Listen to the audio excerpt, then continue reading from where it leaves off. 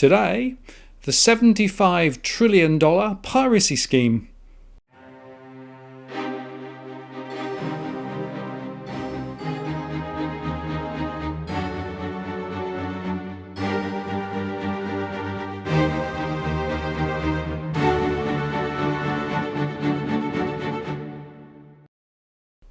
Hello again, it's Martin North from Digital Finance Analytics, working on his post covering finance and property news with a distinctively Australian flavour.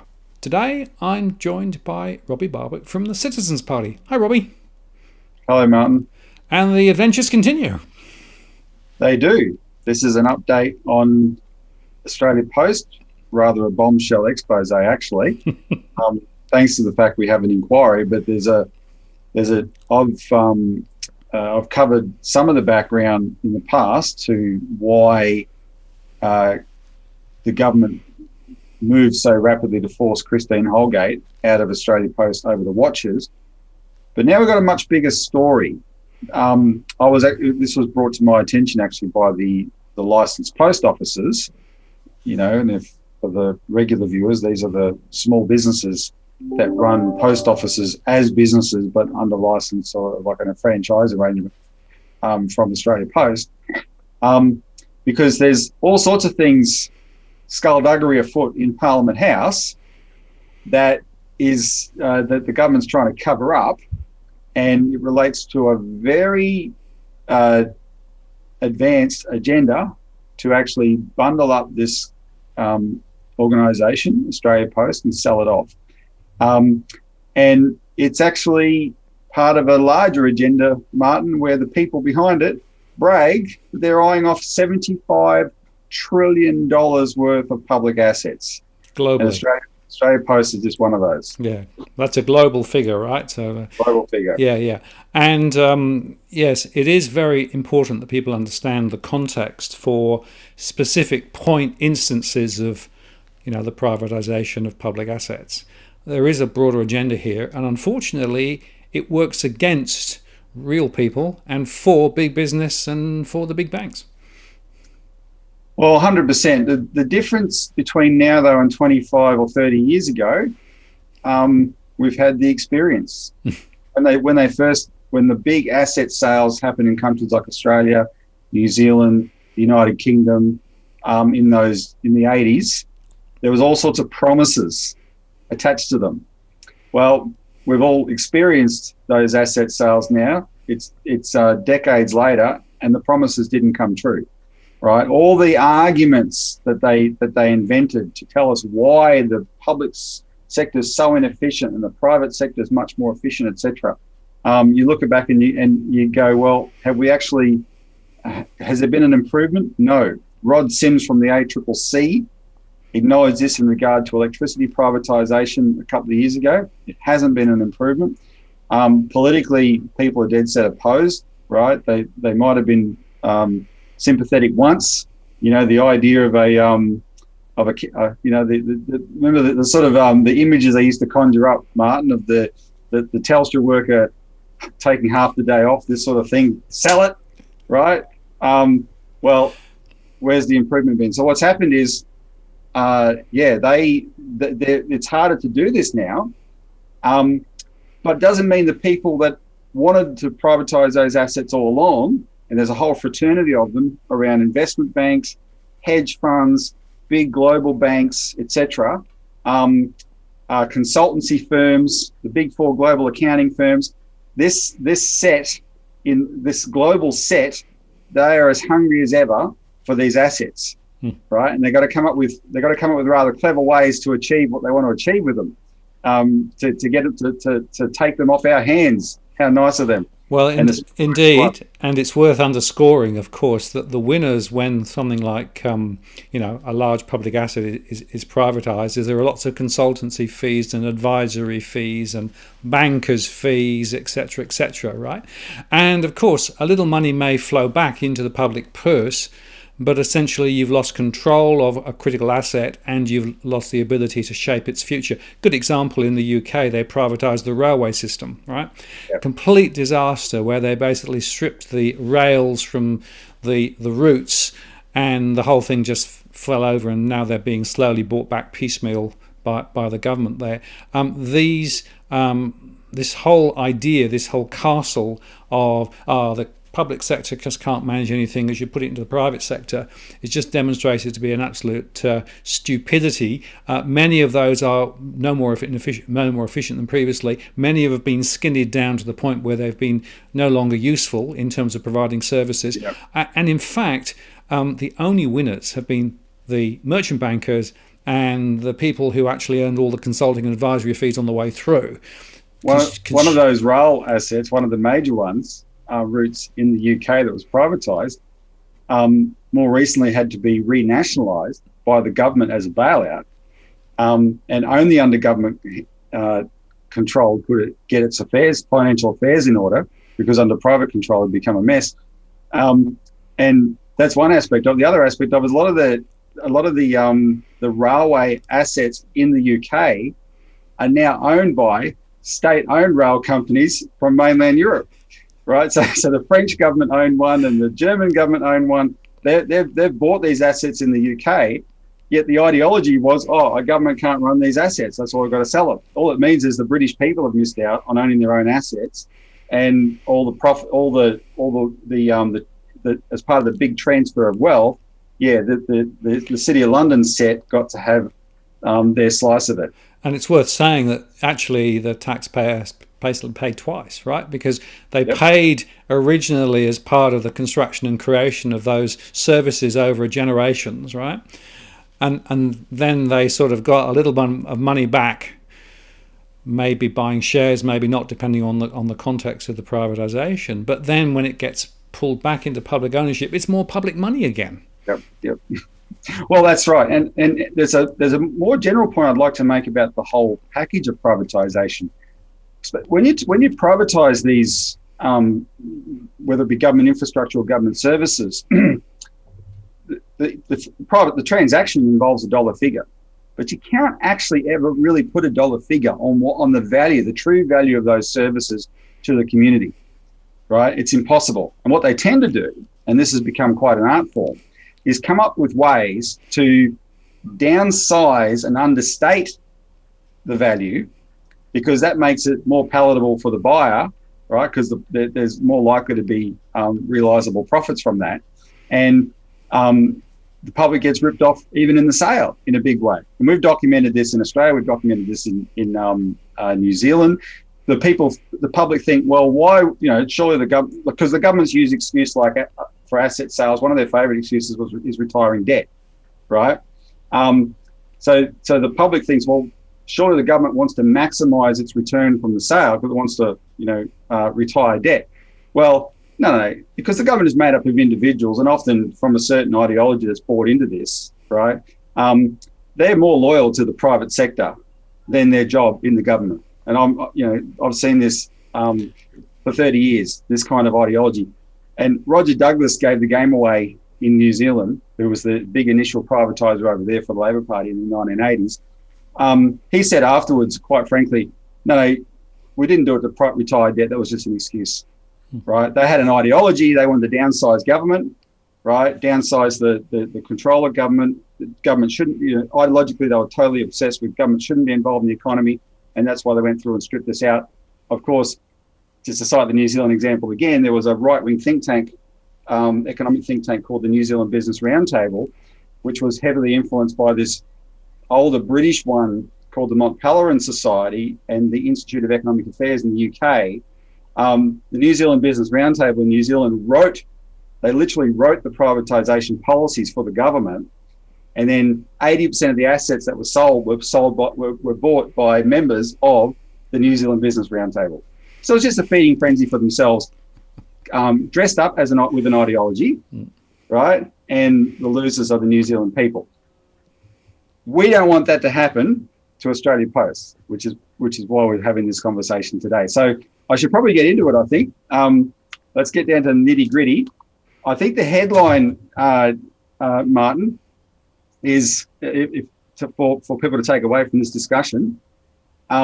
We'll put this up on the screen. In Boston Consulting Group, in the 18th of October 2018, wrote an article on its website called "The 75 trillion opportunity in public assets, which is what we've referred to. No, that's the figure they put, the conservative figure they put on government assets worldwide. And they said we should be able to, governments don't take enough advantage of, I'll read you the quote here. It says, central governments worldwide control roughly 75 trillion in assets, but governments struggle to properly manage and monetize those assets due to a variety of factors, including a lack of internal expertise, the difficulty of accurately valuing some assets, and the tendency of government to take a short-term view tied to election cycles. Now, I'll come back to that in a minute. Government leaders must take aggressive action to harness the value of the public assets under their control. Now, let's just play around a minute with this idea that election cycles get in the way. They've taken a concept which we've all complained about, the short-termism of government, right? They just think from one election to the next, and everyone complains about that. But that applies to the short-term thinking of governments in doing what they used to do, which is plan for the future, which is make investments in things like infrastructure, which by definition are have a horizon of more than 3 years, etc., and really think 10, 20 years, 30 years into the future. That's what that applies to. That is the elections become short-termism. But the other example of short-termism is privatization. So privatization is the most short-term policy you can come up with. Quick, put a dollar value on this now, flog it off, put that money in our budget, stuff the long-term consequences. That when they sold the Commonwealth Bank in 1996, the final sale from the three transfers was $7.6 billion.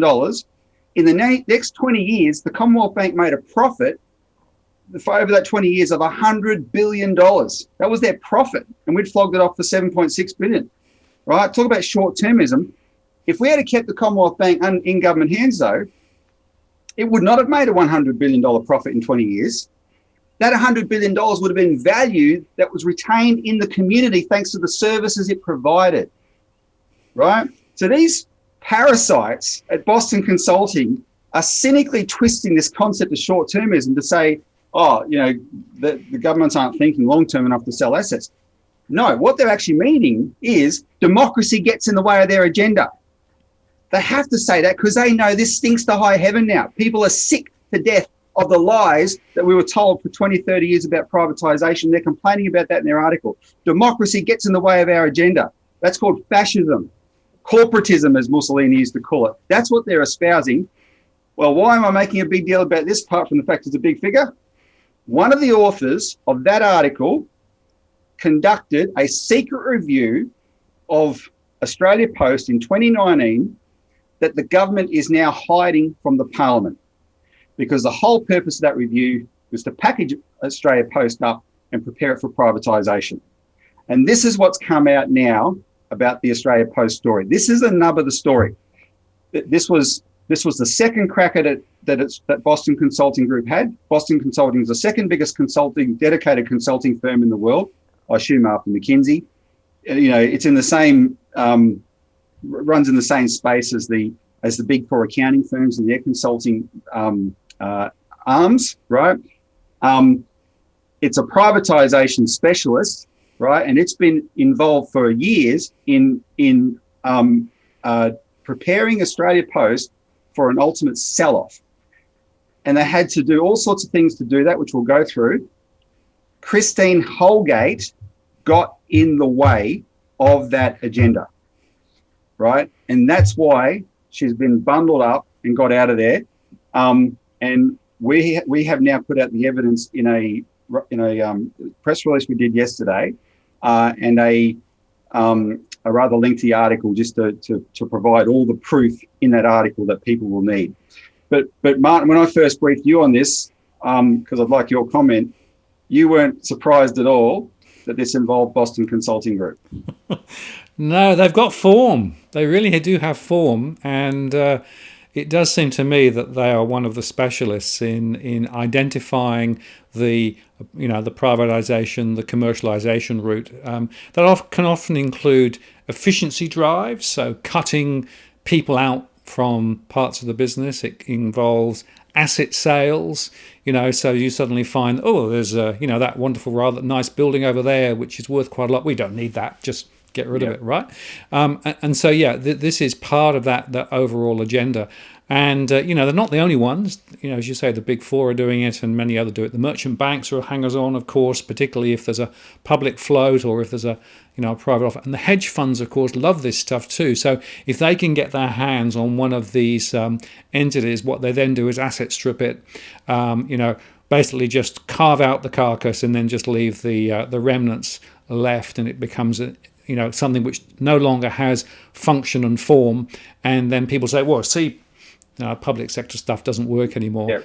Give you another good example, British Steel, right? British Steel, now privatized, then sold to another holder, and of course we've heard this week with Greensill. Suddenly that whole thing has fallen over, and now all the steel assets are again at risk. Some Australian steel assets too.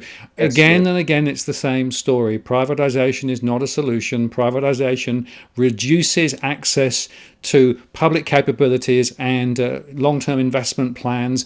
It focuses on short-term returns, and it makes money for the investment bankers and the advisors, etc., but it doesn't actually help the development of the country, lay a platform for its future growth. And that's the thing that I get so cross about. Well, so let's tell the story about Australia Post and the specifics around this. Go back to the corporatization in 1989, 1990. This was part of the Hawke-Keating government. They were big into this whole area of privatization, etc. They decided that they would, it was too expensive to maintain post offices, so they set up this corporatized structure where they semi-privatized it in the form of making most of the post offices, these small businesses, LPOs, right? You got to run as a small business. You make that work, and you can do the post office under license. But essentially, what they're trying to do there is come up with a way to, in a sense, to use the small business acumen of small business people as in a sense to subsidise the operations of Australia Post, because otherwise it's just a total expense. When they corporatised Australia Post, while it is they made it clear, while it's a government-owned company, it's entirely commercial now. It's got to operate on its own 2 feet, not be a drag on the budget, and in fact contribute to the budget through dividends, and that's what it's done ever since 1989. At the core of Australia Post, though, is still a service, and it's a service. It's a legislated service obligation. It has to deliver the mail, right? Now, over time, of course, technology has in more recent decades caused a rapid evolution in the way that works, but that's still its core service obligation. And even if you want to totally embrace all modern technology, you don't want to lose the ability of actually being able to send and deliver physical mail, right? And that's why Australia Post exists. Bob Katter, the independent member of Parliament for Kennedy, who is a big champion of Christine Holgate, and he went in there and was her first defender. When Angela Cramp and I Angela Cramp's from the Licensed Post Office Group, when she and I went to Parliament a few weeks ago, Bob told us this story about how when he was still in the National Party, up until I think it was 2001, in the joint party room every week, a faction of Liberals would move a motion to privatise Australia Post, and the Nationals had to keep swatting it down because they understood how important the service Australia Post provides is to regional Australia. But that also tells you the intention of these ideologues, especially in the Liberal Party camp, right? And it's not just them. There are people on the Labor side that, because of the harking back to the Keating-Hawke days, bought into that as well. So that's the long-term background. 2009, the Labor government chooses as the second chief executive. There'd been a 20-year chief executive for the first 20 years, Graham Johns, and then the second chief executive they chose was a NAB banker named Ahmed Fahour. Now, he wasn't just an NAB banker. In fact, he'd that had only been a recent part of his CV for 5 years. Ahmed Fahor was actually an experienced Boston Consulting Group director. He'd worked at Boston Consulting for 13 years. So I would say he is the financial equivalent of a mosquito. His job is to sniff out warm blood and look for ways to sink his fangs into it. And that's what he did with Australia Post.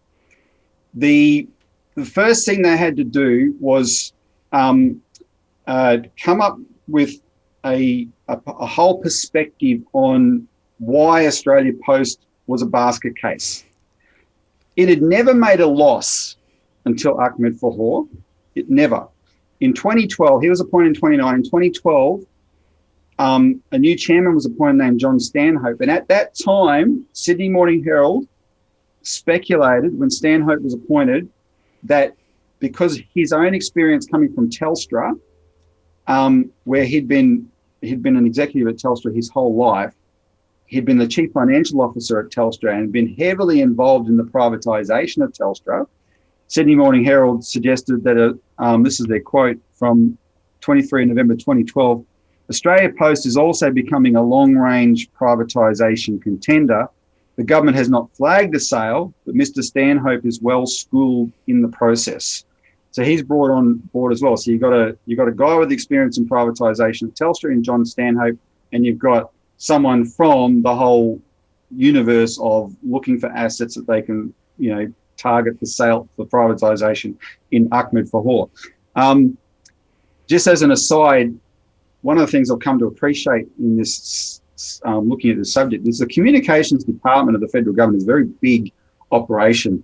And so there's a lot of interface between the government and massive corporations, right? And you see a lot of this sort of incestuous stuff where people are moved around inside, like Stanhope from Telstra to Australia Post, etc.,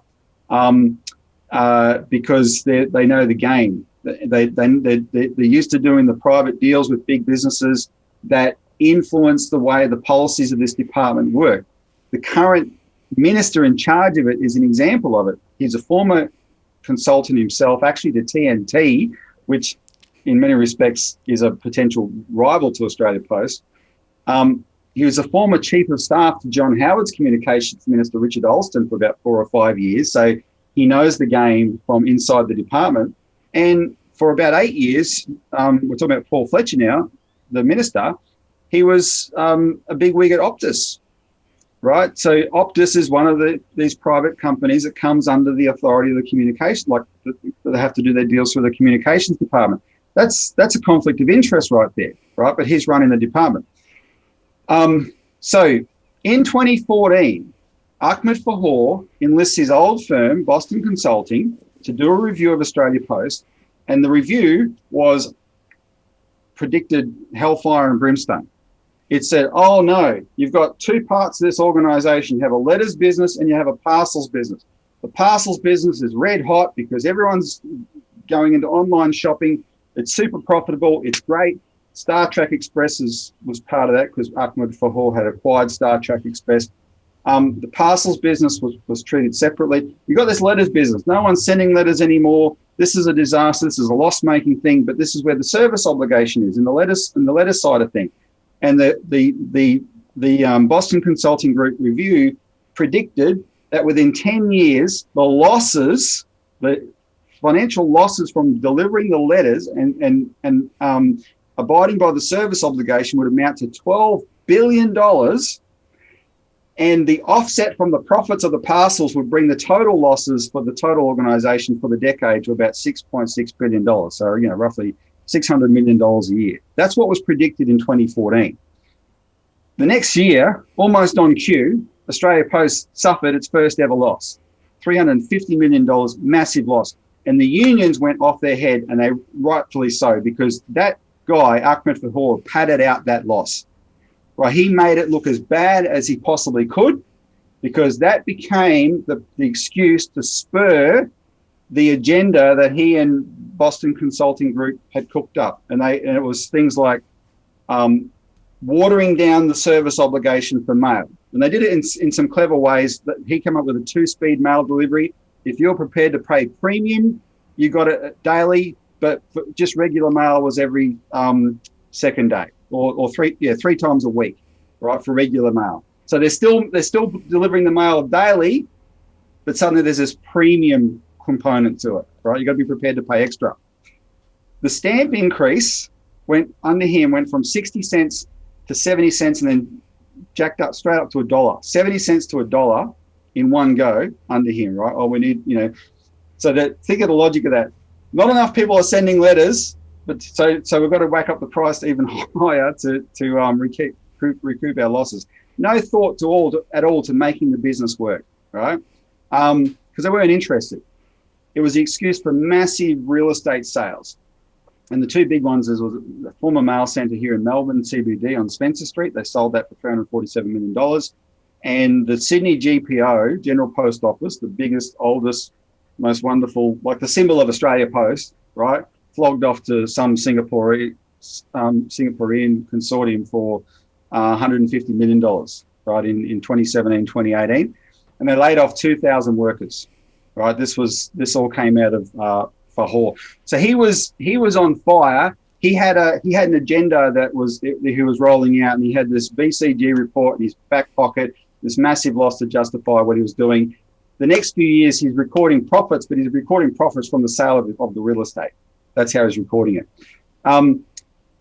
He was brought undone, Martin, by his pay packet, because he was on in 2016. It kind of blew up because he was the highest paid CEO in Australia, right? He got his total pay packet was $5.6 million. Pauline Hanson went to town about this. People may remember. There was a back and forth between them about whether it was due to racism because of his religion, because he's Muslim, etc. So that became like the backdrop to it. But essentially there was a lot of rage about the fact that he was getting such a big pay packet for the CEO of Australia of a public company. Now, that is the way Australia Post was structured to work, but in his case, it was too far, especially given that he was running it into the ground, right? The boss of, if you followed all the drama about the US election results, presidential election results, and the mail-in voting, one of the things you may know from that is the boss of the US Postal Service, I think, gets $300,000 a year. Right, so our Australia Post executives are very, very highly paid, right? And as was Christine Holgate later, but just much, much less than him. Her base salary was $1.6 million, where his was $4.6 million or $4.4 million or something like that. Much, much less than him, but still pretty highly paid.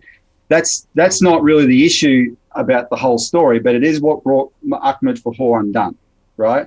Turnbull said, yeah, he's too highly paid, and he had to go. He was given a $10.79 million payout on his way out. And where did he go when he left Australia Post? Back to Boston Consulting, right? And it's the following year that Boston Consulting writes this article saying that, hey, there's $75 trillion in assets, boys. Let's go get them, right? And it's the year after that one of those authors, like I said, conducts a second review. But let's not jump ahead. So Christine Holgate comes to Australia Post with a different management philosophy entirely. Now, I've gone back and read through. There's one of the business reporters for the Fin Review is Patrick Durkin. He's generally the guy who reports on Australia Post issues. I've gone back and looked at so many of his articles for the last 6 years, and you can see it come through his articles that she just represented a totally. She came to the job with a totally different orientation to it as a business. She wanted to protect its service obligation, not try and undermine it, but you can only protect it by making the organisation make money, not through selling assets like real estate, but actually organically. How do you grow a business? Why can we get revenue from this organisation? And that included the letters business. She didn't give up. Now, let me make a quick aside here because people may have heard about it. And as one of the slanders of her in 2020, there was an election in Queensland in 2020, and Christine Holgate was criticised because she was reported that she'd done some special deal with Anastasia Palaszczuk that was going to help the Labor Party in the election. It was all garbage. Christine Holgate's on some Asian trade board. There was some dinner in Brisbane around a year ago. She sat beside Anastasia Palaszczuk, and what does she do when she's sitting beside her? She flogs her Australia Post business, and she said, look, you've got an election, we deliver mail, right? We have a service. You can use it for your election campaign. A service available to every single political party in Australia. She was just making sure the head of that one, who she had the ear of at that moment, at that dinner, she told her about it, right? It wasn't favoritism. It was just Christine Holgate looking for every opportunity to flog the business, to say, look, we provide these services. Because she knew that with the gay marriage plebiscite, Australia Post actually made a profit from letters at that time because so much was done by the way of letters, right? She thought, well, let's take advantage of every election, let's maximise that, etc. That's the sort of person she is. She was looking for opportunities for growth. What we've discussed at length in previous shows is what she did with banking. The banking thing was a real problem because Australia Post was providing banking services to communities that had been abandoned by the banks.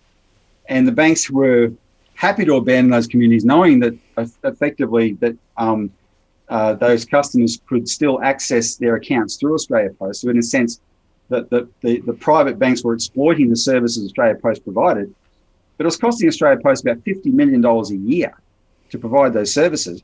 And most of it was coming out of the pockets of the licensed post offices, right? They were going bankrupt doing it.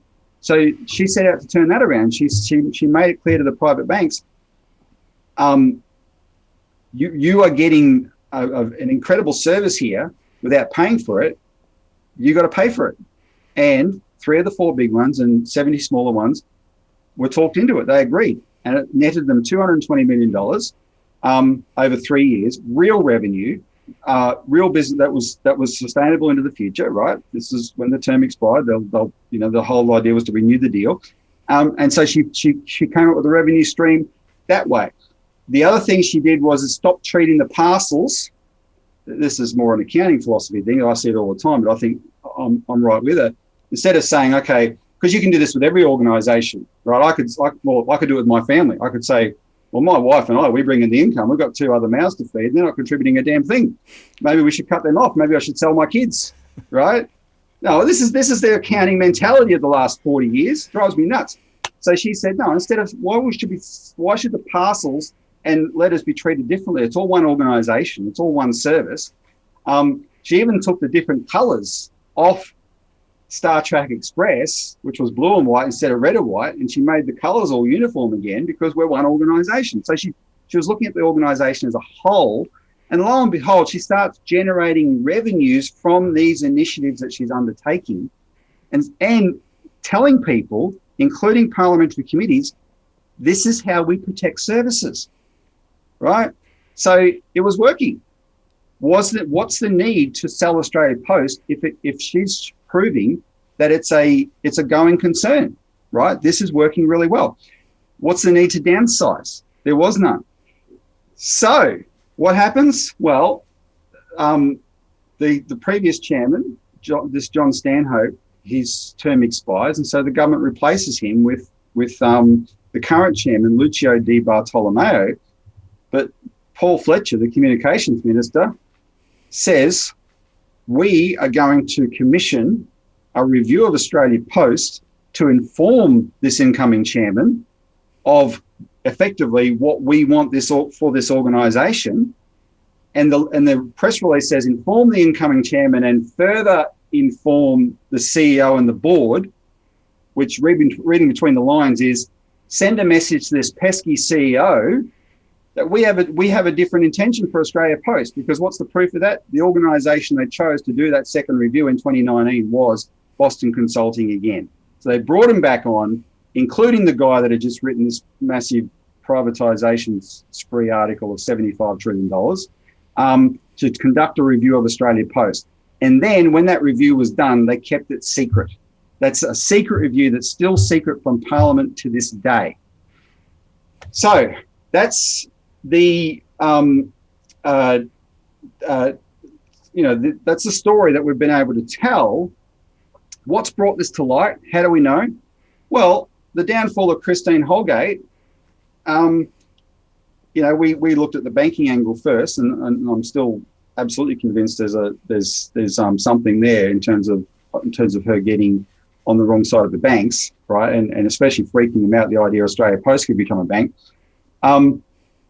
But the treatment of Christine Holgate, especially by this current chairman, is where the evidence lies for everything. Is the whole story hinges on that, because she gets attacked brutally in Parliament by this Labor Senator, Kimberley Kitching, over the watches, 22 October 2020. And the watches, remember, were purchased 2 years earlier, so it came completely out of the blue. She gets attacked for that. She says, when she's asked, is it appropriate to spend taxpayers' money on Cartier watches, she said, well, it's not taxpayers' money, because she's been the CEO for nearly 3 years and she knows the rules. We don't get taxpayers' money. We pay taxpayers' money, right? She has never received a subsidy from the taxpayer for the business she's running at all, right? And she also knew just how important the deal was, because that was the banking deal that she awarded the watches for. So she knew this was a bogus assault on her. Straight afterwards, she gets a call from the chairman, the same character, Lucio Di Bartolomeo, and the chairman says, the minister has said, you've got to stand aside. And Christine Holgate resisted, because the chairman hadn't been there in 2018 when she did the deal. She knew everything was, the way it was being misrepresented was totally bogus. And she said, no, this is garbage. I'll take 2 weeks leave while you sort it out, but this is garbage, right? And fully expecting that her chairman would back her up because he knew the truth. Instead of backing her up, later that night, he lied in a statement saying she had stood aside when she hadn't. And if you want the proof she hadn't stood aside, go back and look at Scott Morrison's rant in Parliament. He was told she didn't want to stand aside, and he said, and if she doesn't want to stand aside, she can go. He knew she wasn't standing aside, yet the chairman puts out a statement a few hours later saying she'd stood aside when she hadn't stood aside. And then with everything happening around her and just the huge onslaught she's under, on the 2nd of November, she offers her resignation to this chairman in writing on conditions. And the conditions were, set me free straight away, release me from my contract so I can go and do something else, right? He, in writing, refused her conditions. And by doing that, he negates her offer. Right? It's no longer, if he refuses her condition, he negates her offer, and then he puts out an announcement that she had resigned anyway. And that's the story of Christine Holgate resigning. So what he did was completely dishonest. And then on the 9th of November, he goes into Parliament for Senate estimates, and Nita Green from the Labor Party, they're talking about Christine and what happened to her, etc., Christine Holgate. But then Nita Green from the Labor Party raises the Boston Consulting Group report.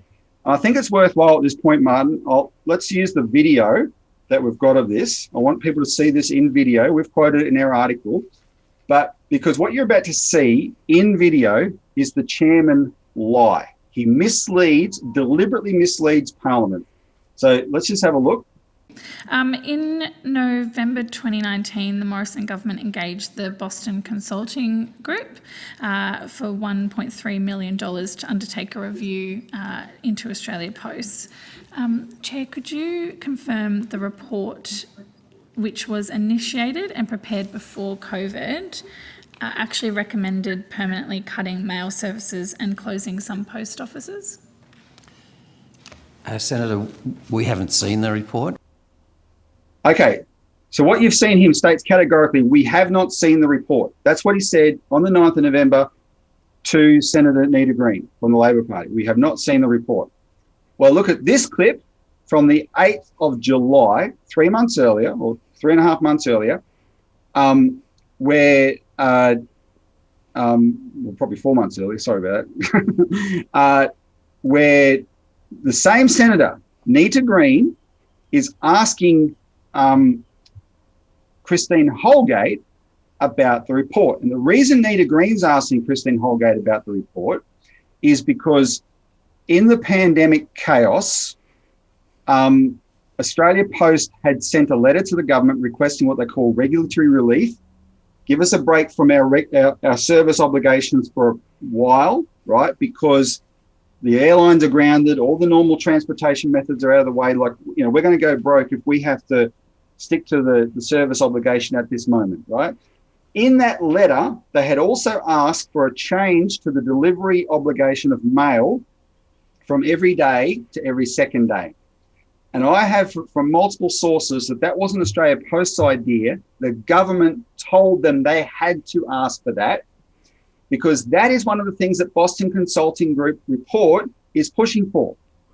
They're pushing for that. They want this obligation to deliver mail every day to be completely watered down or removed entirely. So the unions are alarmed about this, the Labor Party's alarmed, and people have heard about this, and Senator Green is asking, she's trying to establish a connection between this letter, which the letter the government's hiding from Parliament as well. They say that they call it a public interest exemption. They've applied a public interest exemption to this letter, requesting this regulatory relief. They don't want Parliament to see that. So Senator Green is asking about it, and she's trying to establish a connection to the Boston Consulting Group report. And so she asked Christine Holgate if she's seen the report. So have a look at this. What date did the Boston Consulting Group initiate its review of the Australia Post? BCG over the years, Senator, has done many reviews on Australia Post. The most recent one started in November with the announcement of our new chairman. November last year? That's correct. And has that been completed now, that review? I believe that review's now completed. And to be very clear, Ms Holgate, has Australia Post received a final copy of the report? I would have to take on notice whether Australia Post has, but Senator, I have seen several versions of it. We did receive a draft, or what's labelled a final draft, dated the 21st of February. And the second part of what you've just seen there, that's Nick McDonald, who's the General Counsel of Australia Post, confirming what Christine Holgate says, that yes, they've seen the report and they've had it since February. So she tells Parliament back in July they've seen the report. The General Counsel confirms they've had it since February. Yet on the 9th of November, the chairman goes into the Senate estimates and just claims point blank he hasn't seen it. He can't be confused by it because it was written for him. The whole report was commissioned for him as the incoming chairman. He knows exactly what's in it. And the other thing, Martin, is that same General Counsel, Nick McDonald, was present on the 9th of November when the chairman lied and didn't say a word. He just stayed mum, even though he knew that he had testified to Parliament 4 months earlier they'd seen it. Why are they hiding this report? Because they're doing the bidding of the government. It's the government hiding this report, this Boston Consulting Group report, which is all about basically ripping Australia Post services to shreds, right, so that it's palatable as a privatisation object for the government when and if they do that. That's what this report's about, and they know it'll have a huge backlash. Let me remind you again of the crack about elections earlier in the Boston Consulting Group article. They know it'll have a backlash, and they're keeping it to themselves. So the thing is, though, I've just told you the whole story. So it's one of those things that's pointless hiding, because it's always going to come out. We've done a lot of digging on this, and this is the story. And the best news is, thanks to the Senate inquiry, the terms of reference are written for that inquiry to go right after this issue. The terms of reference include the veracity of the chairman's testimony that night on the 9th of November and the question of what's in the Boston Consulting Group report. Because whoever wrote those terms of reference in Pauline Hanson's office, they had got a sense of this as well. Everybody in Parliament knows the government's hiding this report, and this is the opportunity not just to tell the truth about what happened to Christine Holgate, but expose the whole agenda. And that's really the point, isn't it? We always said there was more than just watches here, more than just the banking thing. This is a fundamental structural question about the future of Australia Post. And we go back to underscore the critical thing. Australia Post has a bright future as a community-based organisation across regional Australia, where the banks are pulling out, right? And they have a critical role in terms of their service obligation, and it's a profitable role if it's managed appropriately. Yeah. You can if you're committed to it staying in public hands, you can make a profit. She made a profit for the organisation, including the licensed post offices. She made them viable. They got their cut, right? And of course, their cut is not part of the net profit. Their cut is part of the expenses for Australia Post. I mean, the Fahor was letting them go bankrupt. When they complained, he said to them, "I'll start another business in town to subsidise your postal business." He's got, this is who tells a business to do that? They're not viable. She comes along and sees that delivering financial services is costing them so much money. Make the banks pay for that. Make sure they get enough to cover their expenses. Suddenly they're viable. And just imagine what happens if Australia Post becomes a permanent bank, a public bank owned by the government for the Australian community. Being a bank can make it viable for the indefinite future, right? And it can still provide postal. It provides all its services that we need it to provide, in a way, and even more in the way of financial services. But because the financial services will make it more profitable, right, then its financial viability is secured. That's where this could go if you're committed to having a government that provides proper services to Australians. If you're a fat cat, investment banker, hedge fund, consulting, financial creditor that's interested in the next deal you can land that's going to make you squillions, you're going to look at it completely differently. And that's what's happened. That those people were in the box seat. Christine Holgate wanders in their way. They've found a way to get rid of her, and now they think they're back in the box seat, except for this fact. This whole story was never supposed to come out. This inquiry was never supposed to happen. When this Watchers issue first blew up, it was the typical Australian political scandal that would have buried anybody, except we started digging and found a different picture. And the more we've publicised this, the more the Australian population's got involved. I've got on my wall here this. There's 9 flyers in the last since November we've put out on this issue that we've been distributing en masse right around Australia, waking people up. Public perception has shifted, and now the government has a huge problem on its hands that they didn't know that would ever be possible, and it's going to centre around what comes out of this inquiry. Yep, and the final reminder, of course, is that the submissions date is quite soon now, isn't it? The closing date? Yeah, 19th of March. So regular viewers would know I've asked you to make a submission. Please, if you haven't, please do. If you're not a regular viewer, please make a submission. You got to. There's basically 8 days, and the submissions the public can make are all about we, the public, want a proper postal service. We expect it to be managed properly. By any measure, this Chief Executive, Christine Holgate, was doing that, and she deserves to be applauded and rewarded and reinstated for that, right, instead of treated the way she was. So the government must reverse that and put her back in her position for the sake of justice for her, the future viability of Australia Post, and especially the licensed post officers who she's the first who call her the best CEO Australia Post ever had, because she's the first one to make them viable. Yeah, absolutely. So we'll put the links and things for submissions below, and we know that a number of people have already made submissions because they've been putting comments on the YouTube channel. And I guess the final point, Robbie, is this is laying bare the machinery of government and the manipulation that goes on behind the scenes and the relationships between governments, consulting organisations, and other entities. Right? None of which is in the interests of ordinary Australians. No, there's a whole. It's a big area. In fact, it was in our publication, the Australian Alert Service, this week. We've got 2 other articles, completely separate, that just happen to go through different aspects of this. One is called "Penny Pinching Governments Are Killing Our Elderly," and the aged care sector is a private consultants product. Right, they created this. It's funny. Before I make my point, and then the second one is public servants push back against government's outsourcing mania. And what's over decades, what we've had is there's this idea that the public service was incompetent, so the government should be downsized, and basic public service service role should be outsourced to these consultants. But Boston Consulting is supposed to, I'll give you two examples of what Boston Consulting is involved in right now. Australia Post, and this story I've just gone through, and they designed the contact test and tracing system for Victoria for COVID in 2020, which by definition isn't that good because we had the 5-day lockdown a few weeks ago, right? There's no confidence in it.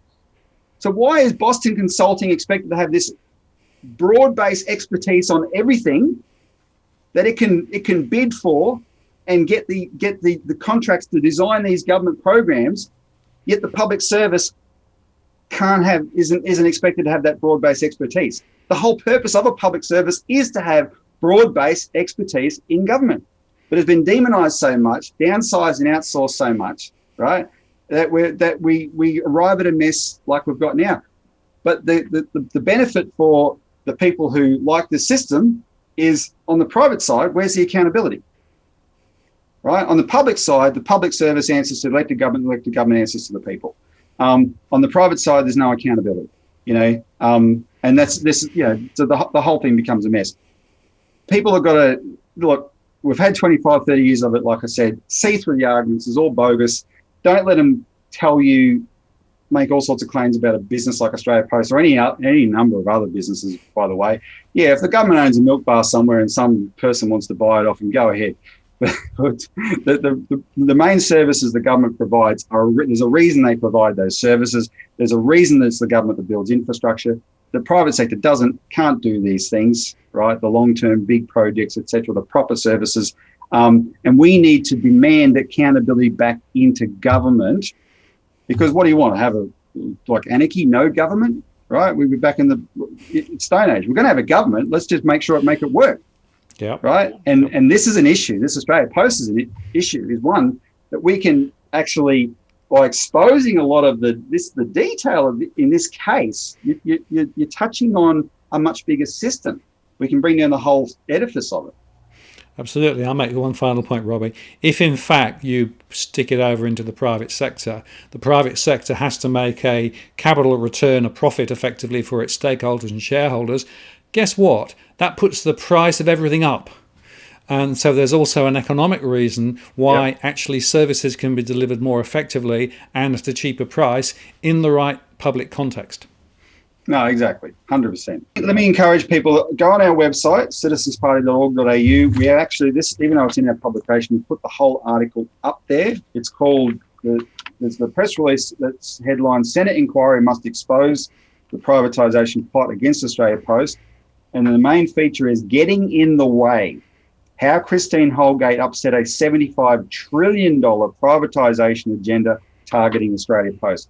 And all the details I've just gone through are in there. It's gobsmacking, right? It's up to us to don't adopt this attitude. Oh yeah, I knew they were. See, it proves they're all crooks. Okay, you can say that, of course. The real lesson is, we see what you're up to, and we're going to not let it happen and hold you accountable. Absolutely. Robbie, thank you very much. We'll put the links and things below, and we'll keep updating the audience as this progresses. This is a really important conversation, not just for Australia Post, but more broadly for the question of what is the relationship between private and public sector and the role of government. Exactly. Thanks, Martin. Thank you. See you later.